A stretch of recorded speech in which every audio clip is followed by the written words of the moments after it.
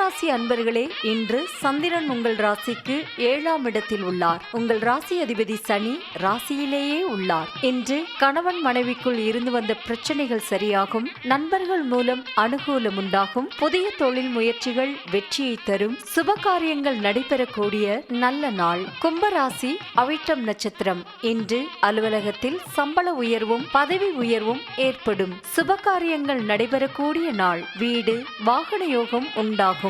செய்யும் செயலில் பேரும் புகழும் கிடைக்கும். கும்பராசி சதயம் நட்சத்திரம். இன்று மனம் உற்சாகமாக காணப்படக்கூடிய நல்ல நாள்.